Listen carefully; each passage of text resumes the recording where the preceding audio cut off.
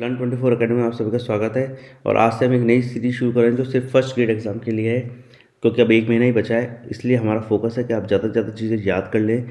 और इसमें हम आपको बताएंगे most expected most important questions, ताकि आप लगभग 150 के आसपास स्कोर कर सकें। तो आइए शुरू करते हैं। अगर आपको ये क्वेश्चंस आ जाएँ जो हम इसमें डिस्कस करने वाले हैं वो बहुत अच्छा है। अगर आपको नहीं आते तो आप उनको ऐसे याद कर लीजिएगा। क्वेश्चन 1, निम्नलिखित में से कौन सा युग्म सही सुमेलित नहीं है? संत रामचरण जी शाहपुरा, संत हरिराम दास जी सिंगतल, संत दरियाव जी रेवासा, संत रामदास जी खेड़ापा। आपको सही आंसर बताना है। आपको पॉज करना है वीडियो और इसका सही आंसर बताना, और फिर आपको इसका सही आंसर देख लेना जो हम आपको बताने वाले हैं। और इसका सही आंसर है संत दरियाव जी रेवासा। असल में ये एक ही कह सकते हैं, एक ही ग्रुप के हैं सभी लीडर्स, या एक ही संप्रदाय को बिलोंग करते हैं, बस जगह इनकी अलग अलग है। तो ये मैच सही नहीं करता, ठीक है। संत दरियाव जी रेवासा के नहीं थे, बट ये तीनों मैच करते। तो आप ये तीनों याद कर लीजिएगा। संत रामचरण जी शाहपुरा से, संत हरिराम दास जी सिंगतल से, संत रामदास जी खेड़ापा से। हरिराम दास जी का ग्रंथ, एक ग्रंथ भी लिखा हुआ है हरिराम दास जी ने, उसका नाम है निशानी। इसको भी आप याद कर लीजिएगा। बाकी सिंगतल कहाँ पर है? बीकानेर में, खेड़ापा जोधपुर में, और शाहपुरा जयपुर। क्वेश्चन 2, जयपुर रियासत के पचरंगा ध्वज को किस शासक द्वारा बनाया गया था? आपको पता ही होगा, जयपुर ध्वज बेसिकली दो कलर्स में आया, एक वाइट कलर में और फिर बाद में पचरंगा कलर हो गया। तो उसका भी कारण था। पहले आप ये बताइए किसने बनाया। ऑप्शन देख लेते हैं। मान सिंह, जगत सिंह, राम सिंह, प्रताप सिंह। और इसका सही आंसर है मान सिंह। मान सिंह जी ने ये जो पचरंगा ध्वज था, ये बेसिकली काबुल पे विजय, जो अफगानी थे, अफगानिस्तान, उनको हराया था। अफगानिस्तान के रहने वाले उनको हराया था। वहाँ पर 5 कबीले थे, तो उनको हराया था। तो उसके आधार पर पचरंगा ध्वज बनाया गया। क्वेश्चन 3, अंग्रेजी पत्र पीप का संबंध निम्न में से किससे था? ऑप्शन है विजय सिंह पथिक, जयनारायण व्यास, रामनारायण चौधरी, हीरालाल शास्त्री। और इसका सही आंसर है जयनारायण व्यास। पहले तो आप इसमें ये चीज़ भी ध्यान रखिए, जो पीप पत्रिका है ये अंग्रेजी में छपती थी, और इसको छापने वाले कौन थे? जयनारायण व्यास। क्वेश्चन 4, किलकिला तोप का संबंध निम्न में से किस दुर्ग से है? ऑप्शन आमेर दुर्ग, जयपुर, मेहरानगढ़ दुर्ग, जोधपुर, जूनागढ़, बीकानेर, चित्तौड़गढ़ दुर्ग। और इसका सही आंसर है मेहरानगढ़, जोधपुर। क्वेश्चन 5, राजस्थान में वैष्णव धर्म का प्राचीनतम अभिलेख कहाँ से प्राप्त हुआ है? ऑप्शन है घुसुंडी, नानसा, बरनाला, मंदौर। और इसका सही आंसर है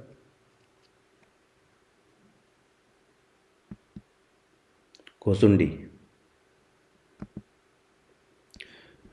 घोसुंडी शिलालेख जो था, ये दूसरी सदी में ईसा पूर्व यानी सेकंड BC, यानी ईसा से भी 200 साल पहले बनाया गया था। ये संस्कृत भाषा की ब्राह्मी लिपि इसमें इस्तेमाल की गई है।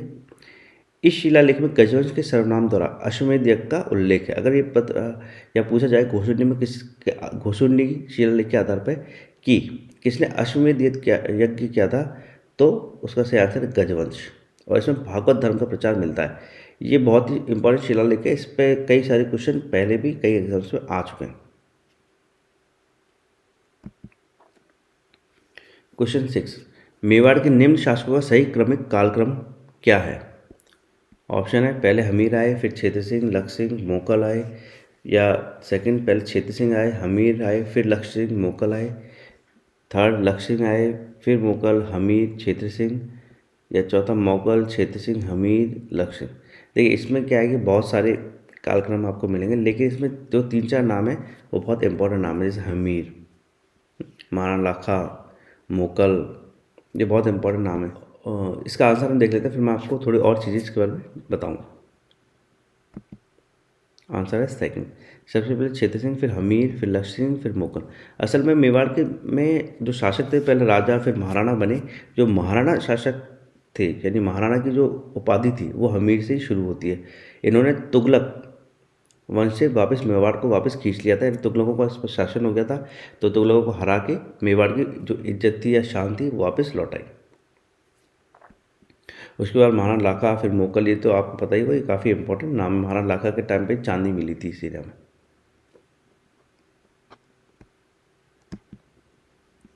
हमीर ने मेवाड़ राज्य को तुगलकों से छीनकर खोई प्रतिष्ठा वापस दिलाई। क्वेश्चन 7, किस स्थान पर सरस्वती नदी के लुप्त होने का उल्लेख महाभारत में हुआ है? ऑप्शन है विनाशन या विंशन, सेकंड त्रिवेणी, थर्ड वल्ल, फोर्थ कालीबंगा। तो इसका सही आंसर है विंशन या विनाशन।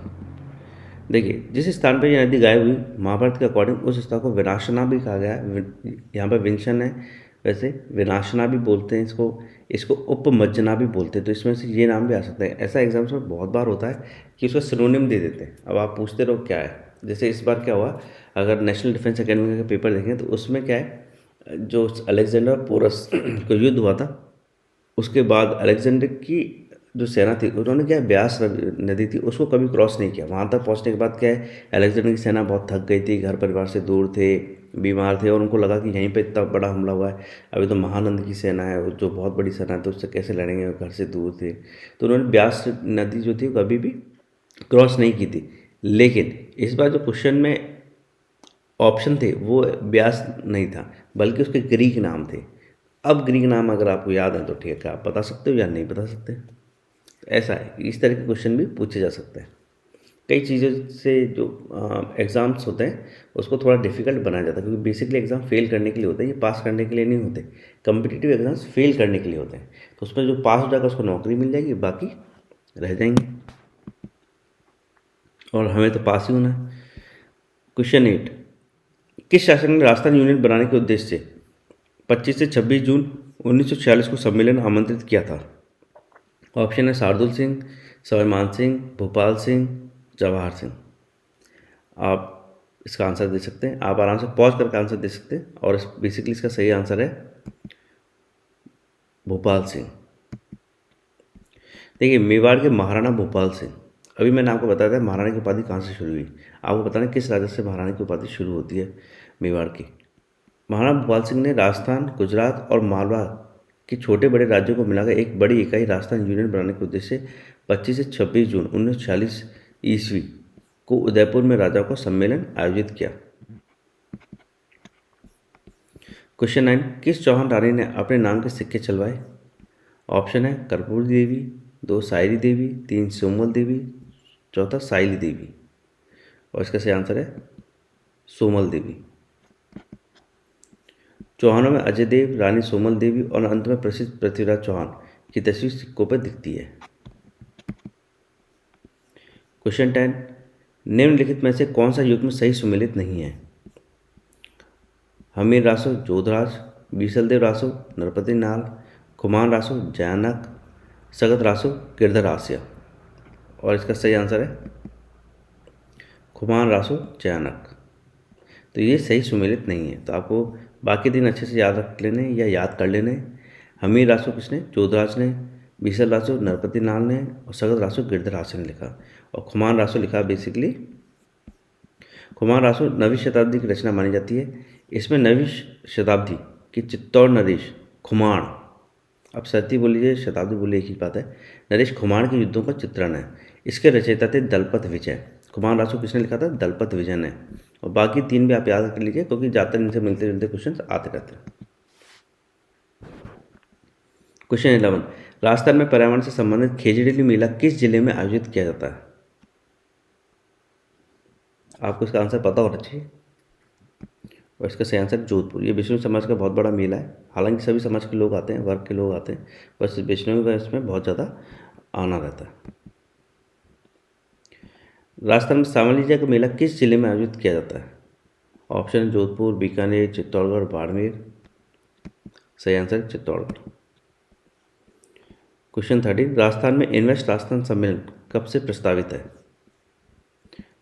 ऑप्शन है 7 से 8 सितंबर, 7 से 8 अक्टूबर, 7 से 8 नवंबर, 7 से 8 दिसंबर, और सही आंसर है 7 से 8 अक्टूबर। ये अभी होना है, इसके एडवर्टाइजमेंट चल रहे हैं, न्यूज़पेपर्स वगैरह में काफ़ी आने लगे। क्वेश्चन 14, ख्यात बीकानेरा राठौरारी के अनुसार निम्न में से कौन सा सर्वमान्य व्यंजन विवाह के अवसर पर बनाया जाता था? ऑप्शन है घाट, राब, सोगरा, लापसी, और इसका सही आंसर है लापसी। भारत में मुजीब स्कॉलरशिप कौन सा देश देता है? ऑप्शन है बांग्लादेश, श्रीलंका, मैक्सिको, पाकिस्तान, और सही आंसर है बांग्लादेश। ये 1971 के मुक्ति संग्राम के दौरान शहीद हुए या गंभीर रूप से घायल हुए 200 भारतीय सशस्त्र बलों के जवानों के वंशजों के लिए बांग्लादेश सरकार की एक पहल है। क्वेश्चन 16, कालीबंगा से निम्न में से किस फसल के अवशेष प्राप्त हुए हैं? देखिए, कालीबंगा जब खोजी गई थी तो यहाँ कई फसलों के दाने मिले थे। असल में क्या, मिट्टी वगैरह में ये गड़े रह जाते हैं, ऐसा नहीं है कि वो बिखरे रह गए, क्योंकि अदरवाइज तो डिस्ट्रक्शन हो जाता है और डिकम्पोज हो जाते। बट वो कुछ ऐसी सिचुएशन बनती कि काफ़ी नीचे ज़मीन पे वो हम लगभग हज़ारों सालों से, यानी 4-5 हज़ार साल से एग्जिस्टेंस में है, तो उससे ये पता चलता है। तो ऑप्शन है जौ, सोयाबीन, रागी, चावल, और इसका सही आंसर है जौ। क्वेश्चन 17, सदाशिव का पाकशास्त्र पर लिखित ग्रंथ राय विनोद किस राज्य से संबंधित है? ऑप्शन है मेवाड़, मारवाड़, आमेर, बीकानेर। आपको ये पता होना चाहिए क्योंकि ये असल में जो क्वेश्चन है ये एक एग्जाम में पूछा भी गया राजस्थान के, ऐसा नहीं है कि कहीं से उठा के ऐसे ही ला दिए गए। आप इससे समझ सकते हैं कि किस तरह के क्वेश्चन जो पैटर्न है वो लाया जा रहा है। पहले जो क्वेश्चंस बनते थे वो जनरली युद्ध पे ही बनते थे, राजा ने क्या किया। आजकल खाने पे बन रहे हैं। इसमें 2 क्वेश्चन आपने देखे होंगे, एक ख्यात बीकानेर राठौरानी में पूछा गया है कि कौन सा भोजन बनता था, तो लापसी बनती थी। अब यहाँ पूछा सदाशिव का पाक शास्त्र, ये भी खाने का ही है। लिखित ग्रंथ राय विनोद किस राज्य से संबंधित है? पहले आपको पता होना चाहिए कि पाक शास्त्र पर कौन सा ग्रंथ बना हुआ है राय विनोद। तो बेसिकली ये 25 क्वेश्चन होंगे, लेकिन इस 25 क्वेश्चन में आपको जो चीज़ें पता चलेंगी वो 50 क्वेश्चन के बराबर में होंगी, और इनको बिल्कुल याद कर लीजिएगा, ये बहुत इंपॉर्टेंट है। ऑप्शन है मेवाड़, मारवाड़, आमेर, बीकानेर, और इसका सही आंसर है बीकानेर। क्वेश्चन 18, भील जनजाति विवाह के अवसर पर मंडप की सजावट किस वृक्ष की पत्तियों से करते हैं? ऑप्शन है नीम, अशोका, आम, बबूल, और इसका सही आंसर है आम। क्वेश्चन 19, राजस्थान में नमक उत्पादन का सबसे बड़ा स्रोत कौन सा है? पचपदरा, सांभर, पोखरण, डीडवाना। काफ़ी इजी क्वेश्चन है, आपको पता होगा ही, सांभर। क्वेश्चन 20, प्रागैतिहासिक काल में प्रचुर ताम्र भंडार कहाँ पाया गया? ऑप्शन है कालीबंगा, जोधपुरा, गणेश्वर, रेड। असल में ये चारों साइट्स बहुत इंपॉर्टेंट है, हर साइट की अपनी खूबी है, आप इनकी हर साइट की खूबी भी ध्यान रखिएगा, वो आपको काम आएगी, और इसका सही आंसर है गणेश्वर। क्वेश्चन 21, निम्नलिखित में से किस औषधीय पादप की पहचान गंभीर रूप से संकटापन के रूप में नहीं की गई है? सफ़ेद मूसली, गोखरू, गुग्गुल, चिरमी, और इसका सही आंसर है चिरमी।